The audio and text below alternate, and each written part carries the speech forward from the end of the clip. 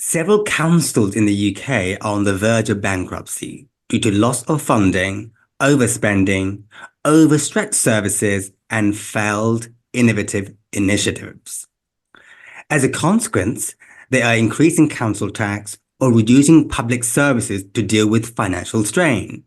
Unsurprisingly, the use of private enforcement agents to recover such tax and other fines is also intensifying. A bankrupt Birmingham Council has seen a 500% rise in referrals to enforcement agents between 2022 and 2023, revealed under a Freedom of Information request. Welcome to Debt Talk podcast with me as your host, Ripon Ray. You may have guessed that this time I'm speaking about council finance, tax, and debt recovery.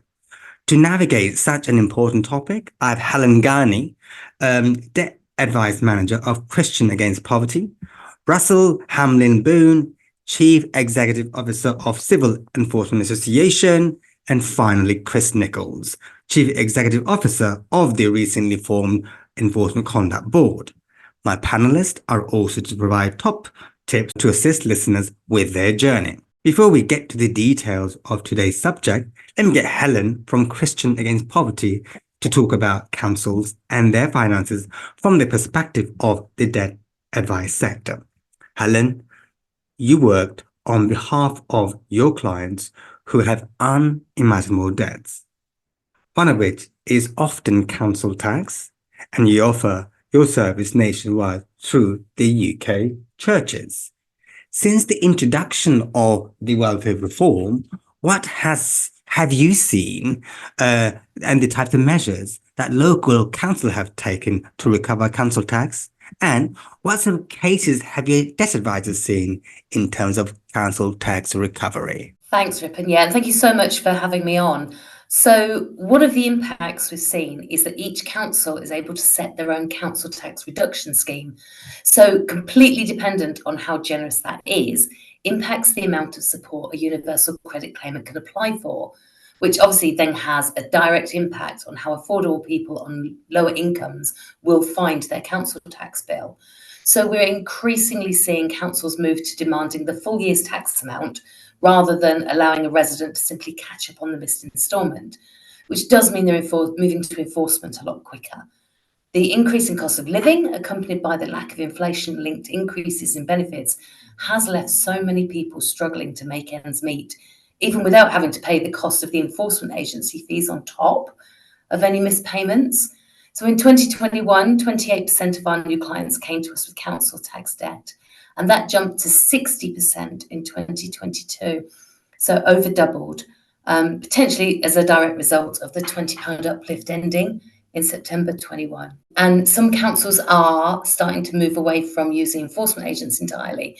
So, we're just watching to see how that's going to develop with a lot of interest. So in terms of your advisors finding ways to deal with council's recovery, how do they do it? And are the councils acting the same before it gets to the magistrate court, or are they taking other measures? Well, we find that recovery strategies are really varying from council to council. A few are working really hard to support people in financial difficulties. Others can push back very hard on the financial statements that we send and challenge us on living costs that we put down for the clients. So, we're left feeling that we have to justify everything, like allowing our clients money in their budgets for birthday gifts, hairdressing, things like that, so that they can take part in society and look after their well-being. Recently, we were challenged on a budget where we had to reduce the client's spending in all areas to make the budget balance and meet the absolute minimum payments we could offer creditors. His budget for toiletries was reduced to 1 penny a month, just to try and make the budget balance. And we received an email from the recovery team demanding £35 a month as an arrears payment. And the email suggested it should be easy to find because his expenditure wasn't very high. And it's like, well, no, his expenditure isn't high because he just doesn't have the money to pay for toiletries, and things like clothing and hairdressing was down to 1 penny a month as well. So it's pretty shocking to see a demand for that much money when the financial statement clearly showed he couldn't afford it. So we are finding that it's a demand for money rather than a conversation about what is affordable. You talked about demands for money rather than a conversation. And also, you've also talked about how there's been an increase in recovery, nevertheless. But have you seen a repeated default by residents due to debts being added up? Yeah. So I think the numbers do seem to suggest that people are struggling more and more to pay their council tax bills. And with councils often like passing the debt out to enforcement at just two missed instalments, the compliance fees mean that the debts escalate really quickly, meaning the resident is unlikely or more unlikely to be able to meet the current year's bill as well. Over half of the people that we work with, half our clients, have what we call a deficit budget. I mean, I call them broken budgets. And it means that their income is just not enough to service their priority bills, such as rent, council tax, utilities, and so on, and be able to feed their family and keep the house warm and lit over winter. It's an impossible choice. Do you pay your council tax or do you feed your kids? It's not even a choice. So, of course, in those cases, the debts are going to pile up. Inevitably, there are challenges for low-income households with dealing with enforcement agents, and we have Russell who can talk about it later on. But what has been your experience in dealing with enforcement agents? On the whole, enforcement agencies are working really well with councils when it comes to helping and supporting vulnerable people they come across. They're doing what they can to make sure if it's the right thing to send the case back to the council, they do. And councils are getting better at using the data they have and not sending over cases for vulnerable people. But there's still loads to do on both sides for people who are on low incomes who don't receive benefits. And we're still finding unrealistic demands for repayment plans that clients simply can't meet, or at least not without sacrificing meals or not putting the heating on. For example, recently we sent an offer of repayment, but we got the response back from the enforcement agency that they were demanding £95 a month to stop further action. Now, this client had a well-documented vulnerability and suicidal ideation. We were applying for bankruptcy, so we asked for a 90-day hold just to allow us to do that. And it was declined, and the demand for £95 was sent instead. And I mean, that is far from the ideal outcome. I have to say, for balance, a lot of enforcement agencies are getting so good now at taking vulnerable people out of the normal process like that. But it's not always the case. And this poor gentleman came up against it. I mean, you may have noticed that now many enforcement agents are using body camera. Now, do you think that is or has made any difference whatsoever?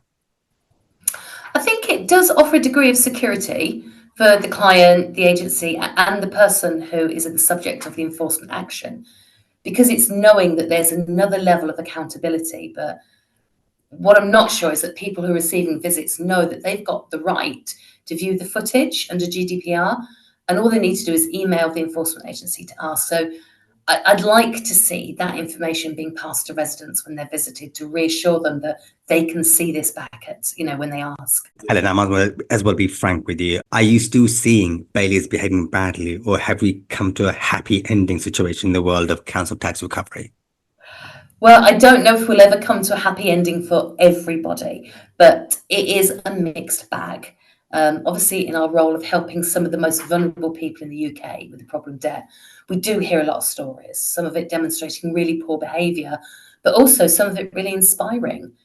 We had a client who they were visited for an agent. She met him at the door, said she got absolutely no money, nothing worth taking, but invited him in for a cup of tea anyway because it was lashing it down with rain and it was freezing cold. And the agent actually said to us, please don't ask me in. Don't ask me to come in. I can't. But here is the number of a charity that can help, and passed on our number. We've also had examples of enforcement agents calling us from a home that they've entered, looking around, and then they call us on behalf of the client and pass the phone over so they can speak to us and see if we can arrange an appointment with them. So it's not all bad. I know there's a really bad reputation and some bad stories out there about poor behaviour, but like I said, it's a mixed bag. It's not all bad, it's just not uniformly good yet. But when I speak to people in the industry, there is a strong desire to get it right, to change assumptions, remove the fear of enforcement agencies. And it's really great when I connect with people who work in the industry who are passionate about helping people. And it's really encouraging. What is your thought on council and enforcement agent not accepting standard financial statement, even if the client can't afford to pay for the debts?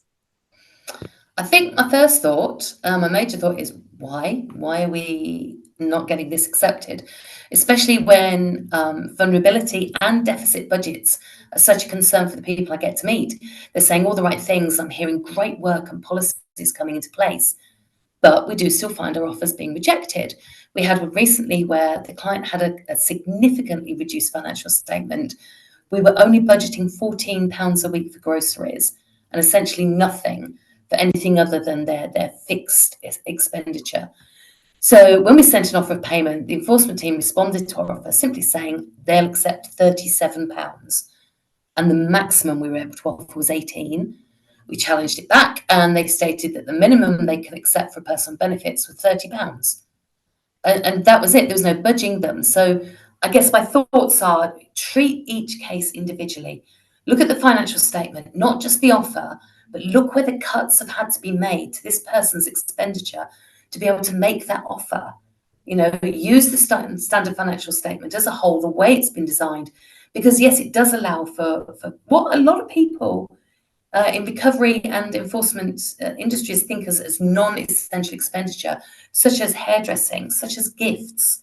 Now, if you've ever had to tell your child that they can't go to a birthday party that all their friends are going to because you can't afford a present, then you'll understand why we try and put money into all of those so-called non-essential spending areas to make sure that you can still take part in society, even though you do have debts that need managing. Debt and poverty is not just about surviving and repaying your debt. You still need to be able to thrive and have a good life alongside of it as well. Several councils have considered the measures to reintroduce council tax support because the cost of recovery appears to be very high. What is your thought on that? Well, it's not something I've heard about myself, but if that is the case, then I and CAP would most likely be in support of it. I mean, any measures that can relieve the pressure people on low incomes are under would be welcomed. I imagine each council probably have to measure up the cost of recovery versus the cost of giving full benefits. So again, it depends on the generosity of your local council. If anything, I think we just want a consistent approach by councils so that it's not a bit of a lottery. Depending on where you live, it's depending on whether you get the benefit or not. And finally, Helen, is the increase in recovery solely connected with a backlog from the pandemic, or is there a genuine desire to recover to keep the struggling councils afloat? Well, we can't ignore the fact that we've been in a cost of living crisis for 2 years now, and that is going to make a massive impact on people's ability to sustain payments. And it has hit councils hard as well. Obviously, they need to keep the funding coming in to prevent bankruptcy, which we're seeing become almost common now amongst local authorities. And we know that recovering missed council tax payments is necessary. Enforcement action is needed for some people. But we want to make sure we're taking care and compassion towards people who are subject to recovery and enforcement. And we look to the industry to make sure they are upholding and increasing standards. Thank you, Helen. Let me get Russell from the Civil Enforcement Association into the conversation. Russell, Civil Enforcement Association represents over 95% of the non-High Court civil enforcement sector. What is your take on Birmingham Council increasing the use of enforcement agents by 500%?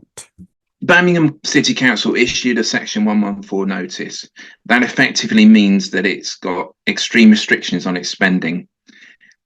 And that was because in June last year, it was discovered £760 million was owed for a historic equal pay settlement. There'd been an IT project that had gone over budget, and it left the council with a hole in its budget of £87 million.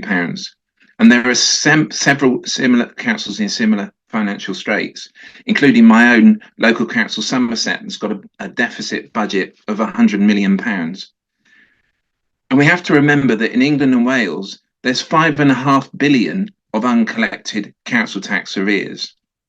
Much of that is a backlog from the pandemic, and we worked with local authorities to suspend all recovery action during the pandemic. There were delays in the court process. People took payment holidays that were offered by councils, recognising the challenges people were facing. and they haven't yet caught up with their arrears. And that's the reason that Birmingham has got an increase in the use of enforcement agents. They're playing catch up. They're trying to recover some of this money that's owed to them that they gave people holidays for, and maximising their revenue in order to pay for their local services. Alongside that, back in 2013, the government scrapped the national council tax benefit scheme and allowed individual councils to set their own levels of council tax reduction. And that meant many people who'd never paid their council tax, had to pay council tax before, having to pay some or all of their council tax. And despite all of that, there are still over a third of households on some form of council tax reduction scheme, so not paying 100% of council tax. So we had a with the backlog and the pandemic and the cuts through to benefits, we had a kind of perfect storm. And now we're in a situation where the work of enforcement agents is essential to help councils balance their statutory obligations of recovering local taxation to fund local services, while at the same time identifying and supporting vulnerable people who are going to depend on those services now and in the future. I mean, you talked about the necessity of councils using enforcement agents, but in terms of obtaining a business from local councils, how does an enforcement agent goes about obtaining the business? Or is it through tendering, or is there anything else? Yeah, local authority contracts are awarded through open competition, and enforcement firms compete in a bidding process to match best the council's contractual requirements. Is there any service level agreement with parties? There is an element of delivering based on results. Isn't there inevitable tension between recovery of debt and those who are unable to pay? Local councils don't pay a commission to enforcement agents in the way that, say, debt collection agencies charge fees and commission. And while obviously the collection rate is important to councils for their own revenue, they have other performance measures in the service level agreements, things like customer experience and satisfaction. Firms have to deliver a low level of complaints. They have to demonstrate what support they're offering for vulnerable people. And they have to measure the cases that are collected without a visit. All of those things are important measures for councils when they're awarding contracts. But as you know, Helen talked about a sort of a national schemes. We have to recognise that debt collection rates are going to vary depending on the social demographics of an area, where in some cases much of the debt is historic and is difficult to collect, and that can impact on the percentage of debts that can be recovered without a visit, particularly in areas of deprivation. What's more important is where we have more flexibility which is in our support of vulnerable people. And as Helen said, there have been some really good examples. Civia members have got fully trained welfare teams or individuals who are dedicated to identifying and supporting vulnerable people who are in genuine financial hardship. And these teams have get additional training and support. Individuals are empowered to make decisions about individual cases, and where individuals who are identified as potentially vulnerable, they can be supported and receive additional communication with enhanced and tailored signposting, links to internal welfare teams, external debt advice, things like places like Christians Against Poverty where it's appropriate. And we work very closely with the debt advice sector to provide that service. Citizen Advice recently published a report on enforcement agents, which you were very critical of. What was your reason for being critical? I wrote to Claire Moriarty, the Chief Executive of Citizens Advice, last March. I'm still waiting for a response, but I put my letter in the public domain so that everyone can read why I was concerned. So far, I've only had holding emails, and I'm hopeful maybe before the year's out, I'll get a reply. So my main issue is the allegation that was made that 1 in 3 enforcement visits broke the rules, and enforcement agents were breaking the rules in their visits. Now, that's a serious allegation. That's about people's jobs, and it's been repeated in the press and by MPs. Even last week in a select committee hearing in the House of Commons, it was dragged up again. And Citizens Advice has failed to provide any evidence. They know that we require all our members to to be equipped with body-worn video. We've talked about it earlier, and we can prove whether an agent is complying with the rules. There's no robust evidence from citizens' advice that enforcement agents are breaking what are highly prescriptive regulations.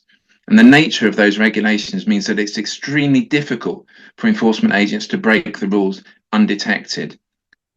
I accept that by definition, enforcement means entering a property and potentially taking control of goods. And how this can be legally executed is set out in great detail in the Taking Control of Goods Regulations 2014. However, I also accept that people may not be aware of the agent's rights, and that those who were surveyed by Citizens' Advice might have commented on their dislike of the rules rather than any genuine evidence of agents breaking those rules. We know that people sometimes misinterpret agents when they threaten to clamp vehicles or enter their property. Those are not threats. They are statements of fact in which enforcement agents are explaining to people the powers they have to undertake under a legal process. And it's difficult to argue with video evidence, and it's why many complaints that would have been one person's word against another can be reviewed and judged based on irrefutable evidence. Now, that 1 in 3 claim is great for reinforcing journalists and politicians' images of bailiffs, but it's irresponsible scaremongering just to get a bit of publicity and grab some headlines. I've asked Citizens' Advice for the methodology. I've asked them how many of those people who were surveyed had actually been in contact with an enforcement agent, and how long ago was that? They couldn't even answer those basic questions. More importantly, we have proactively designed and funded an independent oversight body to look at our work, to ensure that we work to the highest standards. The Enforcement Conduct Board is strongly evidence-based and very proud of that fact. And I would expect any allegations of rule breaking, rather than to be bandied around with no evidence in newspaper headlines and to MPs, to be reported to the Enforcement Conduct Board. Come on, stand up. Let's see the evidence. Take it to the Enforcement Conduct Board and allow them to investigate. As far as I know, Citizens' Advice have not reported anything, and that just suggests to me they're not confident they've got strong evidence to present other than the usual anecdotes. Russell, they're not here to defend themselves. However, do you think it appears to be impartial and transparent if a membership organization that represents civil enforcement sector investigates the complaints of their civil enforcement officers? Yes, absolutely. Most regulatory organizations like Ofgem or the Financial Conduct Authority get funding from the firms that they supervise. And provided there's strong governance, and as I've said, the ECB is fiercely independent, it's reasonable that the industry should cover those costs. The alternative would be taxpayers paying through their council tax, and that would be much less fair. Have you noticed any major change since the introduction of enforcement officers wearing video, and the number of complaints whether have increased or decreased since? Yeah, well, I mentioned how complaints can be reviewed in detail and compared to the facts as filmed by enforcement agents, and complaint levels remain low because the rules are very clear and enforcement firms resolve any issues quickly, and to people's satisfaction. They've got standards, metrics that they have to meet for as part of their council contracts to do that, and they can't afford to have too many complaints. So they've got to be working to the best, to the highest standards. What we have seen since the pandemic, which I think is really significant, important, and probably reflects what's going on in other sectors, is how anyone who deals with the public is at greater risk. We're working with the Police Crime Unit and the British Parking Association to highlight what we're calling our Safer Enforcement campaign, which is just making sure that we've got as much protection in place as possible for our enforcement agents to act safely in an environment where society has become less compliant and less responsive to people in positions of authority, and feels more empowered to challenge individuals, including through violence and abuse, whether that's enforcement agents on the doorstep or our agents in our contact centres. And it's a worrying trend. You believe that there were regulations to deal with enforcement agents. In fact, you emphasized that last time you were here. You also mentioned it earlier on. We just need to implement them. Can you explain what you mean by that?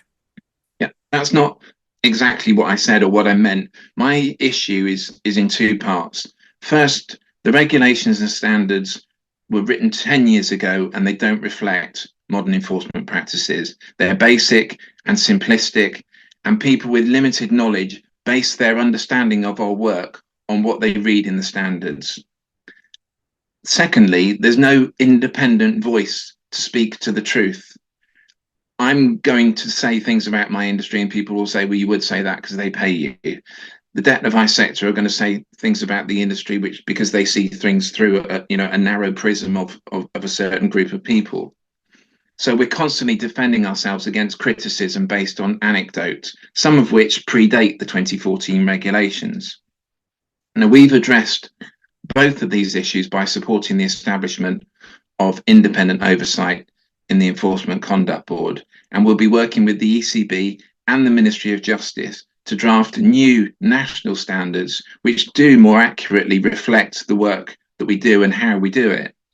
So, for example, we've introduced a pre-visit compliance stage, and this is a voluntary action, a proactive action, working with councils where enforcement agents are paying visits to people or they're contacting people, not to take control of goods, just to try to understand what their financial situation is, what their circumstances are, and why they failed to respond to the many letters, emails, calls, whatever it might be, the various attempts to make contact with people.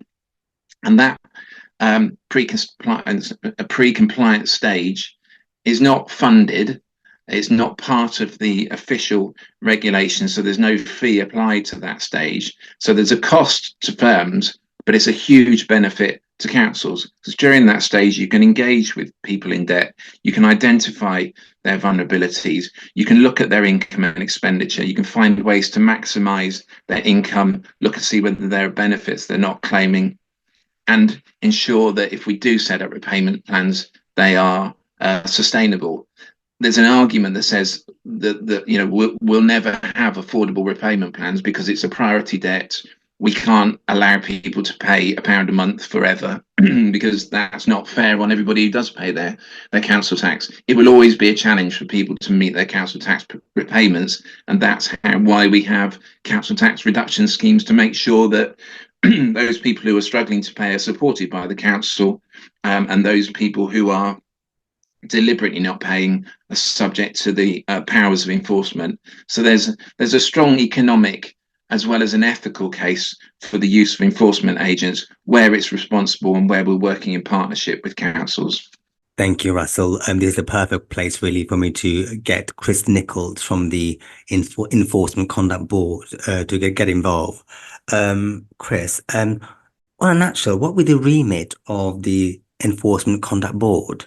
So the ECB's mission is a simple one. It's to ensure that all those experiencing enforcement action are treated fairly. We kind of technically what we're going to do is provide independent oversight of the enforcement sector, and we're currently defining the scope of that as including all work under the taking control of goods regulations. What it actually means in practice, what we're actually going to do, we're going to, and Russell's alluded to this, we're going to set standards for enforcement work. We're going to monitor compliance, the industry's compliance with those standards. And of course, we'll take action whenever we find instances where those standards have not been met. And then the other sort of key thing that we'll do is we're also going to have a complaints handling function, so we can hear and determine complaints when a member of the public believes they've not been treated fairly and they've not been able to resolve this in the first instance by complaining to the enforcement firm. It's not of surprise that initially the Enforcement Conduct Board was funded by members of the Civil Enforcement Association. In what way would the board be independent and impartial from just being a representative of the enforcement against be the representative of vulnerable debtors? I think that's a really important question, because it's a fully independent oversight body that this sector really needs to address a gap at the moment in that sort of accountability, and to ensure that everyone who experiences enforcement action is treated fairly. Now, the ECB is structurally but also culturally independent from the enforcement industry, but also from the debt advice sector. We've got a rigorously independent chair, and she's appointed an independent board and staff team. None of us on the board, none of us in the staff team have come from industry. We come from other independent regulators, public bodies, a wide range of backgrounds. My own background is in public interest regulation of legal services. Now Russell addressed this as well, but the fact that we're funded by industry, I think, is a red herring. It's completely normal for regulated professions and industries to fund the costs of regulation. And where I come from in legal services, lawyers and law firms fund their own independent regulation. So I don't think that model has much relevance to our independence. And the last thing I'd say, just in terms of independence, is we're supported by leading debt charities as well as the enforcement industry. So we've got Christians Against Poverty on the call today, Christians Against Poverty, Step Change, Money Advice Trusts. They're all part of the team that developed the blueprint, and they're still active supporters of the ECB, and that's because they recognise and see the need for us and recognise our independence. Speaking of independence, how would the board be kept in check to make sure it represents the interest of vulnerable individuals? We are clear that one of our key priorities is for our new standards of enforcement work to properly address this important issue of vulnerability. Russell mentioned some of the shortcomings of the existing Ministry of Justice's national standards, and in this area they're particularly inadequate. There is a section on vulnerability, but it's so vague and open to interpretation that it's just not really very helpful. So when we're developing our own standards, which is one of our key work streams, we've been clear that we need to develop a modern and a clear framework on vulnerability that supports consistently fair treatment of vulnerable people. And that's, I think, easier to say than it is to do, because it's a very sensitive and a very complex area. So what we're going to do, the way we're going to approach this is a number of ways. Firstly, we're committed and have made this very clear that we will engage and consult widely on the development of our standards, and we want to hear from people from a wide range of perspectives. We're spending lots of time with debt advice organisations and debt advisors, listening to calls, spending time in call centres, and we've got representatives on our working groups and expert groups. And we're also going to commission some external help to get input from people with lived experience of enforcement action and sort of feed that in to our work in this area. And again, this has already come up, but there's also some examples of really good practice that I've already come across at enforcement firms, at creditors. So there's a lot that's happening already as well that we can learn from. The other sort of bit of your question, you're asking about sort of keeping the ECB in check. Very good point. Important to keep us in check. I think transparency and accountability are really important for any regulator or oversight body. So what we're trying to do is put as much information out there as possible on what we're doing, why we're doing it, and why we're making the decisions that we're making, so that you can all see for yourselves and you can contribute and also challenge us where you think we might do something differently. No doubt, with any regulator, the focus would be on authorization, supervision, and enforcement. What do those mean from the perspective of the board? So my career's all been in regulation and oversight, and I agree with you. I think those are three key tools that an effective oversight body needs. So taking them kind of one by one, our accreditation scheme, the ECB's accreditation scheme, is our answer to authorization. So to be accredited by the ECB, you need to meet criteria that we set, and that will include adherence to our new standards when they come into force in the autumn. And we launched accreditation last year, and we've got coverage of over 95% of the market, which is brilliant. It shows that the enforcement industry is up for this, is ready for accreditation, is ready for oversight. And in practice, what we hope is that you'll need to be accredited by us in order to thrive in the market, because creditors and some of the large national creditors are increasingly coming out and saying they will only work with firms who are ECB accredited. So that's how you sort of create the initial framework, the initial accountability. But then there's a huge gap at the moment, or pre-ECB, is that no one's doing any sort of supervision or independent supervision and proactive monitoring of what's going on out there, and we will fill that gap. So we'll be actively monitoring the market, looking at whether there's any issues when they're arising, looking to sort of swiftly respond to those. The detail of how we do that, the detail of our approach to supervision and monitoring, is something we're developing during the year, and we're looking to start doing that, to start actually operationalizing it from the autumn. But there's a lot of intelligence sources out there that we want to tap into. And just to give a little flavour, again, a theme that's come up, but some of the case notes from debt advisors where they come across something that they are concerned about, we're already receiving those on a monthly basis from some funds, and that's really good to give us a sense of what the issues that we might look for are.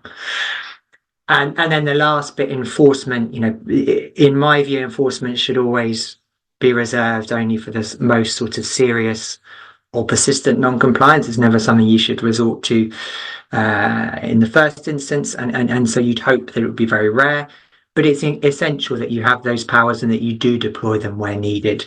So we'll be developing, we've already developed some, but we'll be developing a wider suite of all the sort of usual enforcement interventions you'd expect a body like us to have.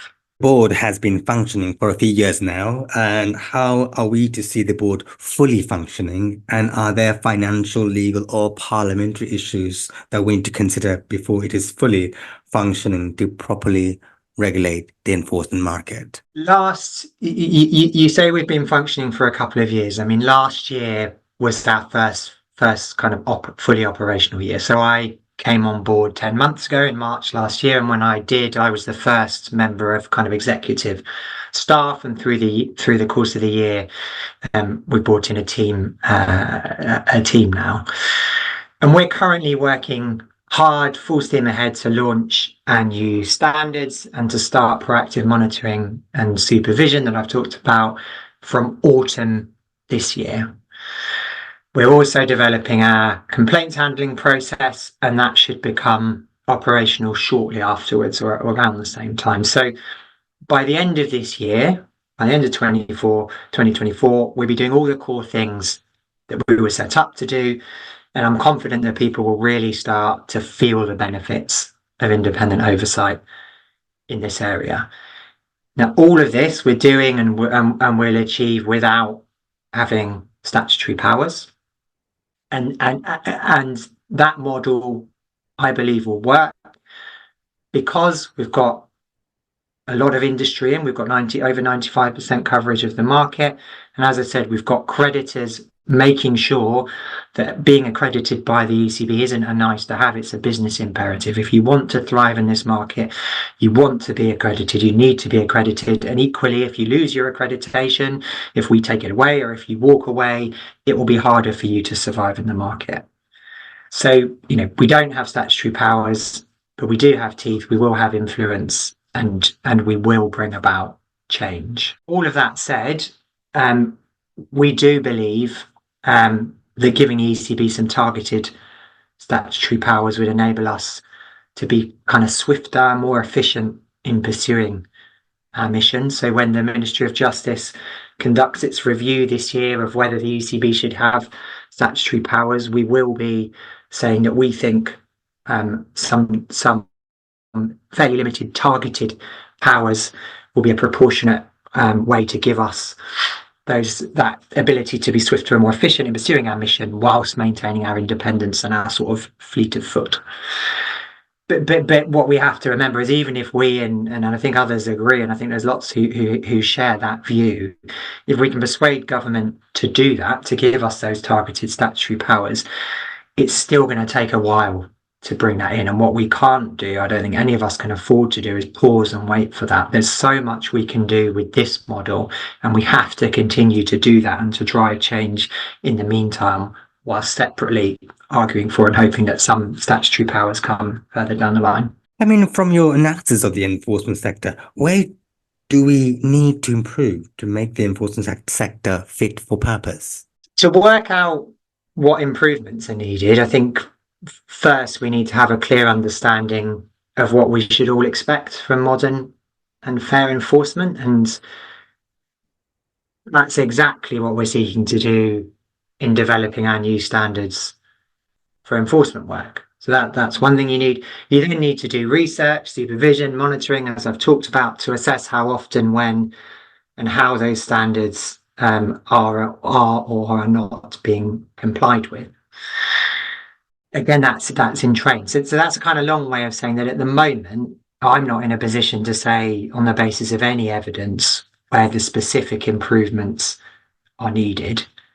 But we soon will be, and when we are, we will share that, and we will provide what we hope is a common evidence base, so that everyone can have a sort of similar understanding on what's happening and where improvements might be needed. Enforcement system, no doubt, and I think everyone's been talking about it in a sense of being quite complicated. Will the ECB be looking to simplify it by bringing all the enforcement agents, both High Court and civil enforcement and other enforcement, into one umbrella for the purpose of authorization, supervision, and enforcement? So it is quite complicated, and I've kind of got first-hand experience of that, because when I started at the ECB 10 months ago, I was new to the area, so I've kind of gone through that myself. Now, the ECB's oversight will cover civil and High Court enforcement. So while the processes and the powers are slightly different, if you are experiencing enforcement action from either High Court or civil, the oversight, the protection will be the same. So that should help. Before working for the board, you worked for the Bar Standards Board, where you oversee the policy aspect of the conduct of barristers in England and Wales. What experience would you bring here? You mentioned the Bar Standards Board, which was a particularly notable thing, but I've got over 15 years experience of independent regulation, and what all of my previous roles have focused on is developing new approaches and frameworks that really try and put the public interest at the heart of oversight and at the heart of regulation. I think in doing that, I've become kind of acutely aware that a good regulator, good oversight body needs to balance a wide range of different issues to make the best possible decisions. And if you're going to do that effectively, you need to listen. You've got to engage openly and transparently with a wide range of voices and a wide range of perspectives on different issues. And that learning, that's what I'm trying to bring to the ECB. And, some of your listeners will probably have heard me make this point at various conferences, but it's important to say it again, the ECB will not always do exactly as the debt advice sector, as the enforcement industry, as creditors, or as any other stakeholder thinks we would. It's not realistic, it's not practical to expect us to.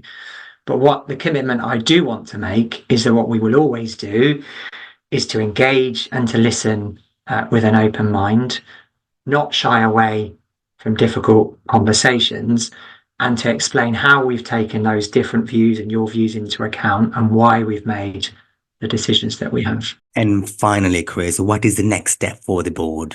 So we'll shortly be publishing a business plan for the year ahead. So look out for that, and please do get in touch and respond and contribute and let us know what you're thinking. But that will set out in kind of detail what we're planning to do over the coming years. But just briefly for your listeners, I think there's sort of 5 areas I'd stress. The first is we're very excited about some research that will shortly be in the field, looking at a large sample of body-worn video and looking at, how often from 1,000 odd cases we do encounter issues, and where there are issues, what those are, so we can put out there a sort of starting baseline view on how prevalent problems are. I've talked a lot about development of our standards, development of our kind of operational oversight and supervision, both of those things due to come in the autumn. Similarly, developing our complaints handling process. And then in the background, sort of supporting all of that, this year we're also going to be building the team. So there's 5 of us at the moment, but we're going to be growing this year to bring on new roles to handle the complaints, to do the sort of audits and supervision as well. Thank you, Chris. For those who are listening to Debt Talk podcast and want to share your experience or want to hear a subject of your choice, you can get in touch with me at ripon.ray@yourdrdebt.com or on Twitter, yourdrdebt. Let me go back to my panel members who are to provide Debt Talk listeners with top tips on today's subject on the question of council finance, tax and debt recovery. Let me start with Helen Ganney, Advice Manager of Christian Against Poverty. I did listen to a couple of episodes in preparation of coming on today, and I kind of got the vibe that your audience is probably more made up of people in the debt advice or recovery industry rather than people who are struggling with their own finances. So the thing I want to say is, if you are in the world of debt advice, keep going. You're doing an amazing job. It's quite tough. You're hearing some difficult calls right now, but everything you do is valued and is very, very much needed. There's 9 million people estimated who would benefit from free debt advice. So if you are doing that, thank you. You are fantastic. And if you are in that sort of like Venn diagram where it intersects of working in the debt or the advice industry or recovery industry, and you are having financial difficulties, I would say the one and only top tip is get some advice and get some free advice. Make sure you don't pay for it. There's some really amazing free debt advice agencies out there. Obviously, Christians Against Poverty is one. You can always call and see if we can help, but definitely get advice, and thank you for the work you're doing. Let me move to Russell from Civil Enforcement Association. Yeah, I think that what we have to do is focus on the shared objectives that we have. The success we had in designing the Enforcement Conduct Board, collaborating with the debt advice sector and interested parties, was because we were working in the common ground. And this can be a very emotive topic. And we need to kind of set aside the emotion and focus on the practicalities, focus on the outcomes here. And the outcome is about fair enforcement. It's about supporting councils who are under immense strain at the moment following the pandemic with the economic crisis that we've got going on. And so that means that we have to start to communicate better, communicate in terms of that, it's okay to disagree, but we need to disagree gracefully and understanding each other's positions. But also we need to communicate the context in which we're working. I try to explain to people, you might not like what we're doing, but actually it's really important what we're doing. And you might be informed by the, sort of misinformation and inaccuracy and not understanding the depth. As Chris mentioned, it's really complex. It's not straightforward when you get into the nitty-gritty of it. So I think it's really important that we're communicating with each other, but we're also communicating with more widely in what we're doing and why we're doing it, so that in this world where everybody's got to have an opinion and you've got to be either fall on one side or another side, actually it's the grey area in which we need to focus. Finally, Chris Nichols from the Enforcement Conduct Board. Building on that, I think there is change coming. We now have an independent, impartial organisation to bring in a new model and take a view on these things, but that will be as good as we all make it. And as I've sort of emphasised, we need people to contribute their different perspectives, their advice, their views, and all of that will be useful to us. So I guess there is a sort of new context in this area. There is a new avenue to contribute your views and to help us to build something really meaningful and enduring that can really make sure that we can all have confidence that fairness is at the heart of this very important and very sensitive work. Thank you. I'm very grateful to my panel members for giving their precious time on the following subject: council finance, tax, and debt recovery. No doubt this subject is very, very emotive and charged. Debt Talk podcast would not have been successful without their contributions and sharing their valuable knowledge, really. My next Debt Talk podcast is on Consumer Duty Revisited and the debt sector. Thank you for listening to Debt Talk with me as your host, Ripon Ray.